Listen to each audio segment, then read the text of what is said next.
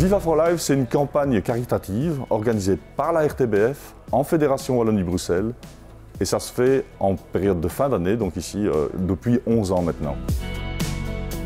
L'objectif principal de Viva for Life, c'est de sensibiliser et de collecter des fonds pour lutter contre la pauvreté infantile. Donc cette opération constitue un marathon de 144 heures, durant lequel les 3 animateurs se relaient pour faire un flux radio continu avec des émissions en direct 24 heures sur 24 pendant 6 jours.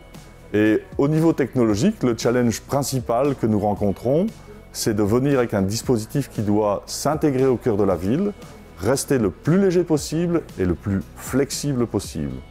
Et ça, toujours pour permettre la création du contenu, toute plateforme. Nous travaillons avec la RTBF depuis de nombreuses années et nous travaillons ensemble en collaboration sur ce que la 5G peut leur apporter. Sur la réflexion de ce que pourrait être un cas d'usage qui répond à leurs préoccupations business, comment ce cas d'usage est ensuite implémenté et comment potentiellement il peut avoir une grande ampleur. Et ceci est tout à fait faisable pour le métier des médias, comme cela peut être pour d'autres métiers, que ce soit dans les services et la santé publique, l'industrie 4.0 ou autres encore.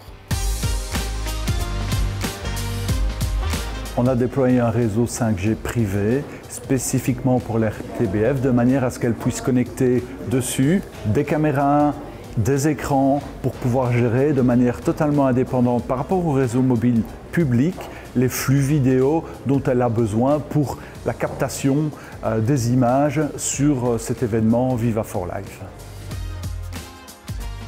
Les avantages de la technologie 5G sont la haute bande passante, la faible latence, la stabilité et comme c'est un réseau privé, la RTBF a le contrôle total sur la capacité du réseau pour pouvoir faire transiter tous les flux vidéo dont elle a besoin pour réaliser de manière mobile la captation d'un tel événement. La 5G, c'est une technologie qui nous permet d'envisager la flexibilité. On veut se libérer du câblage dans certains cas, pour des sources. On a besoin de la garantie de service parce que quand on est en live, forcément, on doit être sûr que le flux soit continu. Nous étudions avec beaucoup d'intérêt en fait, le concept de remote production, ce qui veut dire de garder en fait, les outils de production, les régies dans nos bâtiments et d'aller chercher, grâce à la 5G, le contenu proche de nos publics avec nos moyens légers et de les rapatrier simplement pour produire notre contenu.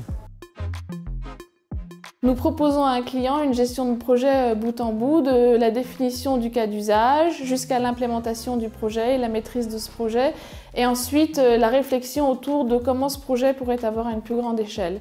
Ce qui aussi peut générer chez le client des réflexions autour de besoins d'infrastructure, de besoins de sécurité, de besoins de stockage qui pourraient être liés à ces cas d'usage.